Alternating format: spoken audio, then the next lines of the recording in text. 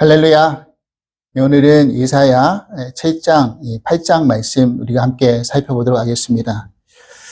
이사야 7장에는 우시아의 손자와 1절에 보니까 우시아의 손자와 요담의 아들 유다의 아하스 왕 때에 일어났던 그 시기에 이사야 선지자에게 임했던 하나님의 말씀에 대한 예언들이 등장을 합니다. 또 이 말씀의 내용을 살펴보면 하나님이 사실은 그 유다의 역사 가운데 제일 암울하고 어려웠던 시기가 어디였느냐? 바로 아하스 왕 때의 시기였습니다. 이 아하스 왕은 사실은 우시아는 이스라엘의 10번째 왕이라고 말씀드렸죠. 그리고 우시아의 손자이기 때문에 12번째 왕이 바로 아하스 왕입니다.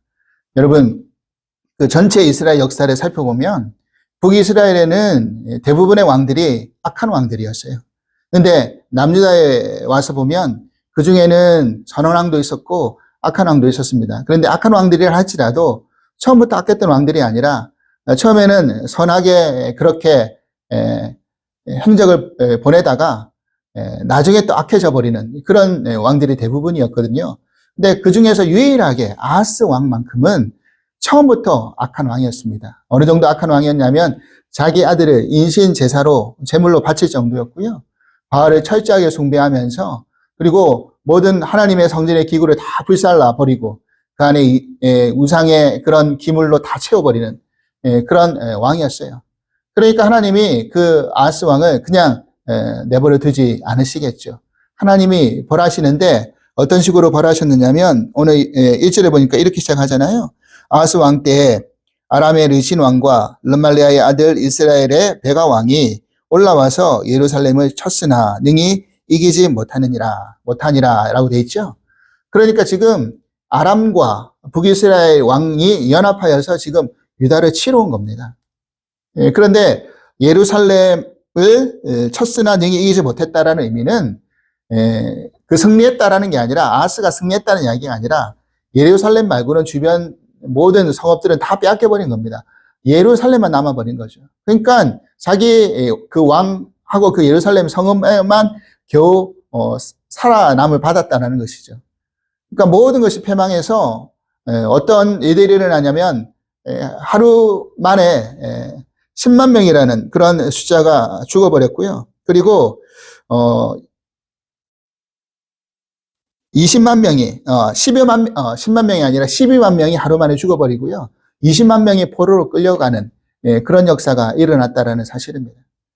그러니까 얼마나 철저하게 패배를 당합니까? 더군다나 이 전쟁은 그냥 전쟁도 아니고 동족 간의 전쟁이었어요. 그리고 이방 아람의 나라와 그리고 북이스라엘 연합해서 공격을 해오는 거지 않습니까? 다른 뭐 아수르나 바벨론이나 애굽이 아니라 같은 민족끼리 서로 싸움을 했던 겁니다. 얼마나 기가 막힌 일입니까? 하나님이 그렇게 벌하셨다라는 것을 알 수가 있다라는 것입니다.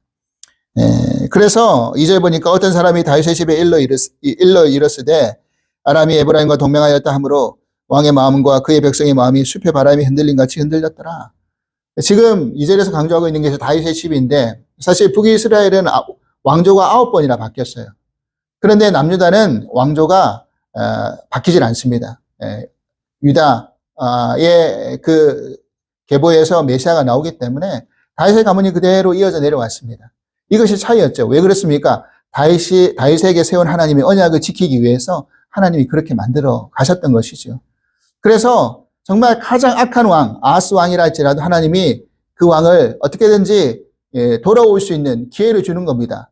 그 전쟁을 통해서 하나님이 멸하시고자 함이 우선의 목적이 아니라 그런 어떤 것이 채찍을 맞았을 때 돌이키게 하고 돌아오게 하기 위한 것이 목적이었던 것이죠.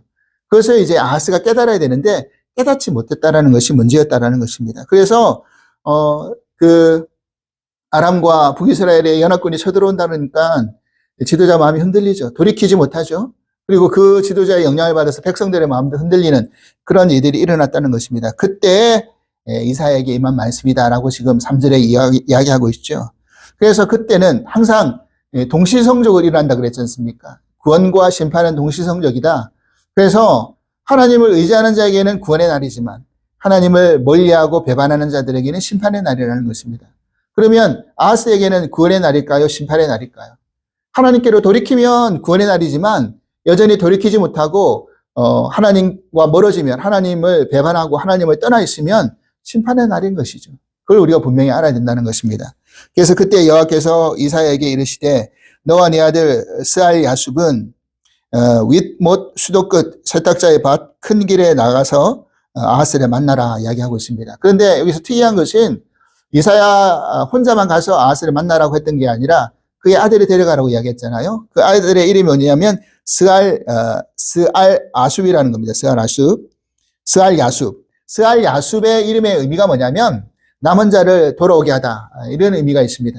남은 자가 돌아오다.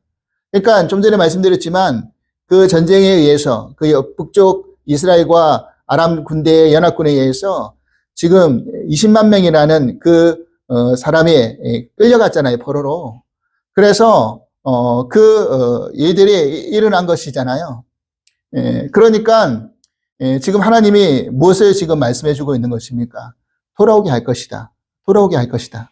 누구를 통해서요? 그 스알 야숲이라는 이름의 아들을 데려가게 함으로 말미암아 그런 일이 일어날 것이다 이야기하고 있고요. 여러분, 이사야의 이름의 의미가 뭔지 아십니까? 이사야의 이름은 뭐냐면 여호와가 구원이시다. 여호와가 예수다. 하나님이 구원이시다. 이런 의미가 있다는 것입니다. 그러니까 그날에 이사야가 그의 아들을 데려가서 하나님이 구원이시고 하나님이 그의 남은 자들을 돌아오게 할 것이다. 이런 의미가 된다라는 것입니다. 그런데 여러분, 실제적으로 그 20만 명이 나중에 돌아오게 되거든요. 근데 어떻게 돌아왔느냐?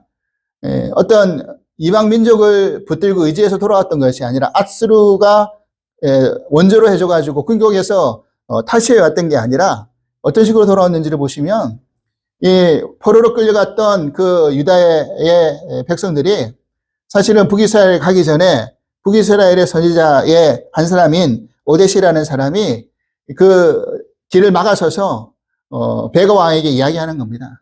원래 율법에, 신명기 율법에 보면 같은 민족끼리 포로를 삼지 못한다라는 그런 말씀이 있어요. 삼지 못하게 하는 말씀이 있습니다.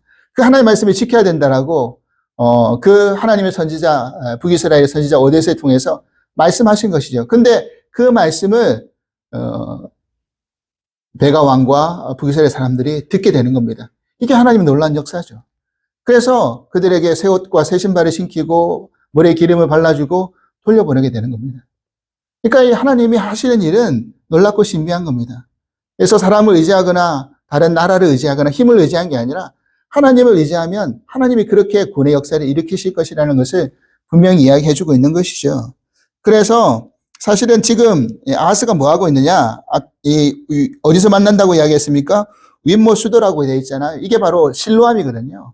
근데 왜 실로암, 예루살렘의 실로암이 왜 있었느냐면 예루살렘에는 그 시내가 없었던 겁니다. 예루살렘 밖에 기온샘이라는 시내가 있었어요. 그 기온샘물을 끌어다 가지고 예루살렘 성 안에 그 못을 만들어 놓는 겁니다. 왜 그랬느냐? 전쟁이 일어났을 때 물이 없으면 전쟁에서 이길 힘을 유지할 수 없기 때문에 물이 끊어지면 안에 있는 백성들이 갇혀버리면 다 죽게 되지 않습니까? 그래서 외부에 있는 물을 끌어다가 공급하게끔 그 수로 공사를 하고 있었던 겁니다. 그래서 뭐 하고 있는 겁니까? 다가올 또 전쟁을 위해서 대비하고 있고 또 아수르에게 원조를 요청하고 있는 그 일을 지금 아하스가 하고 있는 겁니다. 근데 사실은 그런 거로 구원받고 그런 거로 전쟁을 이기는 게 아니라는 것을 아하스는 여전히 몰랐던 것이죠. 그때 지금 이사야 선지자를 통해서 하나님이 말씀하십니다. 뭐라고 일러주는 겁니까? 4절. 그에게 이르기를 너는 삼가하며 조용하라. 르신과 아람과 르말레 아들이 심히 노할지라도 이들은 연기나는 두 부직갱이 그루터기에 불과하니 두려워하지 말며 낙심하지 말라. 여러분, 아람의 아신 왕이요. 결국 아람의 르신 왕이 그때 아람이 마지막 왕이거든요. 르신 왕이 마지막 왕입니다. 그리고 베가 왕 다음에 북이스라엘 왕 때 북이스라엘도 결국 아수르를 통해서 멸망하게 되죠. 그러니까 너희들을 위협하고 공격했던 그 왕들은 얼마 있지 않으면 다 부죽갱이처럼 이렇게 사라질 것이다. 그러니까 그런 것에 두려워하거나 낙심할 이유가 없다. 하나님이 다 어떻게 한다는 겁니까? 다 주관하시고 다 망하게 하신다라는 겁니다. 그런 거니까 아수르의 도움을 구할 필요도 없다. 근데 실질적으로 아하스가 아수르의 도움을 구하지만 아수르가 도와주는 것도 아니에요. 오히려 더 공격해 와가지고 이제 북이스라엘을 꺾어버리니까 그 다음에는 차례가 어딥니까? 남유다잖아요. 도와주려고 했던 게 아니라 순서상으로 그냥 이겨버리려고 했던 겁니다. 그러니까 오히려 그걸로 인해서 죽어버리고 하는 것입니다. 이게 중요한 건 뭡니까? 그렇게 악한 왕이라 할지라도 하나님이 세운 다윗의 언약 때문에 뭐하고 있는 겁니까? 회복할 기회, 돌이킬 기회를 주고 있는 것이죠. 그래서 두려워하지 마라, 낙심하지 마라, 그 이야기를 하고 있는 것입니다. 하나님이 그 가운데 기가 막힌 은혜를 베풀어 주시는 것이죠. 여러분, 우리가 알다시피 가장 어두울 때가 동이 트일 때가 다가올 때라는 것을 알 수가 있습니다. 그러니까 지금 이 7장에 놀라운 하나님의 연애 말씀이 등장하죠. 우리가 너무나 잘 알고 있는 성탄절의 말씀인데 아하스가 끝까지 하나님의 말씀을 따라오지 않아요. 어깁니다. 그래서 12절 보면 아하스가 이르되 나는 구하지 아니하겠나이다. 나는 여호와의 시험을 시험하지 아니하겠나이다. 하나님께 돌이키지 않는 겁니다. 그러면 결국 끝날 수밖에 없죠. 그러니까 14절에 그러므로 주께서 친히 징조를 너에게 주실 것이라. 보라 처녀가 잉태하여 아들을 낳을 것이요 그의 이름을 임마누엘이라 하리라. 그러니까 예수 그리스도의 그 탄생에 대한 예언이 지금 7장 14절에 기록되어 있죠. 그 가장 악한 왕의 그 시기에 메시아 예언이 지금 등장하고 있습니다. 임마누엘이다. 처녀가 잉태하여 아들을 낳는데 임마누엘이 될 것이다. 이런 놀라운 기적이 일어날 것이다. 그리고 그 임마누엘, 하나님이 너희와 함께 하신다라는 그 약속을 우리들에게 하고 있는 것이죠. 사랑하는 여러분, 우리가 지금 어렵고 힘들 때 하나님은 우리들에게 무엇을 약속하고 계시는 겁니까? 임마누엘을 약속하고 계십니다. 내가 너와 함께 한다. 그리고 가장 어두울 때 힘들 때 하나님 그 임마누엘 약속을 통해서 회복시켜 주실 것을 분명히 우리에게 예언해 주고 있죠. 8장에 와서도 마찬가지입니다. 8장에 오니까 하나님이 서판을 가지고 글자를 써서 백성들에게 알려주라. 그 글자가 뭐냐면 마할, 살랄, 하스바스라고 1절에 등장하죠. 말도 어려운데 이 말이 뭐냐면 노략이 속함이다. 그러니까 노략이 속히 온다 이런 의미라는 겁니다. 그러니까 멸망이 속히 온다, 망하는 날이 곧 다가온다. 이거를 이제 글자로 써놓고 알려주라는 겁니다. 그러니까 곧 멸망하게 되는데, 곧 망하게 되는데 그것을 글자로 써서 알려주라고 하는 이유가 뭡니까? 빨리 돌이키고 회복하라고, 돌아오라고, 회개하라고 그 이야기를 해주고 있는 것입니다. 그리고 심지어는 그 둘째 아들의 이름도 똑같이 그 이름을 같이 붙입니다. 그 둘째 아들도 그렇게 이름을 붙여라. 말, 살랄, 하스바스라 하라라고 3절에 되어 있잖아요. 그러니까 글씨의 세계뿐만 아니라 아들 이름을 늘 부르면서도 그걸 일깨워줘라 이야기하고 있는 겁니다. 여러분, 아무리 선지자라 할지라도 아들의 이름을 곧 망함이라고 짓는 게 사실은 가당치도 하는 겁니까? 그럼에도 불구하고 하나님이 지으라고 하니까 그렇게 이름을 짓고 백성들에게 지금 알려주고 있는 것입니다. 그죠? 그래서 그 다메섹과 사마리아의 노략물이 아스리 왕들에게 다 옮겨질 것이다. 저들은 다 멸망할 것이다. 다메섹은 아람의 수도이고 사마리아는 북이스라엘의 수도잖아요. 그들이 다 이제 망하고 아수르에게 넘어갈 것이다. 그러니까 그런 나라에 떨 필요도 없다. 곧 망할 것이다. 그러면서 똑같이 뭡니까? 하나님을 의지하지 않으면, 하나님의 역사를 의지하지 않으면, 그런 것을 기뻐하면, 그런 것들이 이제 사라질 것만 기뻐하면 아수르를 의지해서 아무것도 아니라는 것을 이야기합니다. 마치 유다의 그 창수가 덮어져 가지고 목까지 가득히 차오를 것이다. 하나님을 의지하지 않으면 그런 역사가 목까지 차올라서 너희를 결국 멸망하게 만들고 넘어뜨리게 만들 것이다 라고 이야기해주고 있는 것이잖아요. 그러면서 똑같이 8절에 등장하고 있는 게 뭡니까? 임마누엘이 등장합니다. 후반절에 임마누엘이여 그가 펴는 날개가 내 땅에 가득하리라. 여러분, 그런 것처럼 하나님이 우리와 함께 하실 때 모든 회복의 역사가 일어납니다. 사람을 의지하는 거나 또 인간적인 방법을 찾는 거나 또 강한 힘을, 세력을 의지하는 것은 아무런 도움이 되지 않습니다. 이 멸망의 때, 곧 이 말세의 때 우리가 하나님이 들려주시는 그 메시지, 그 글씨와 그 음성을 통해서 우리는 누구를 기다려야 되는 겁니까? 오실 주님, 임무완일로 우리와 함께 하시는 그 주님을 기다리면서 우리가 그 회복을 다시 한번 소망하고 꿈꿔야 되지 않겠습니까? 힘들고 어려운 때를 우리는 지금 보내고 있습니다. 경제와 어떤 삶이 그렇게 녹록지 않습니다.